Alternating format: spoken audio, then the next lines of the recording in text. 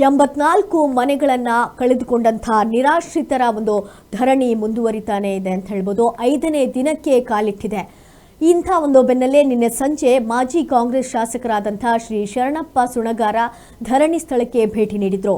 ತಮ್ಮ ಅವಧಿಯಲ್ಲಿ 84 ಕುಟುಂಬಗಳಿಗೆ ವಸತಿಯನ್ನ ಕಲ್ಪಿಸಲಾಗಿತ್ತು ಹಾಗೂ ಆ ಕುಟುಂಬಗಳು ಬೀದಿಗೆ ಬಂದಿದ್ದು ತುಂಬಾ ನೋವಿನ ಸಂಗತಿ ಎಂದು ನಿರಾಶ್ರಿತರಿಗೆ ಸಾಂತ್ವನದ ನುಡಿಗಳನ್ನ ಹೇಳಿದ್ರು. ನಗರದ ಹೊರವಲಯದಲ್ಲಿ ನಿಮಗೆ ಪರ್ಯಾಯ ವಸತಿ ವ್ಯವಸ್ಥೆಯನ್ನು ಶಾಲೆ, ಒಳಚರಂಡಿ, ವಿದ್ಯುತ್, ನಗರ ಸಾರಿಗೆ ಸೌಲಭ್ಯ ಮಾಡಿಕೊಡಲು ತಮ್ಮ ಕಾಂಗ್ರೆಸ್ ಪಕ್ಷಕ್ಕೆ ಹಾಗೂ ಹಾಲಿ ಶಾಸಕರಾದಂಥ ಶ್ರೀ ಅಶೋಕ್ ಮನಗೂಳಿಯವರಿಗೆ ಮನವಿ ಮಾಡಿಕೊಳ್ಳುವುದಾಗಿ ಈ ಮೂಲಕ ತಿಳಿಸಿದ್ರು. ಹಳ್ಳಿಯಲ್ಲಿ ಟೋಟಲ್ 20-23 ಸಾವಿರ ಪ್ಲಾಟ್ ಕೊಟ್ಟಿವಿ. ನಾವು ಎಲ್ಲಿ ಸಮಸ್ಯೆ ಆಗಿಲ್ಲ.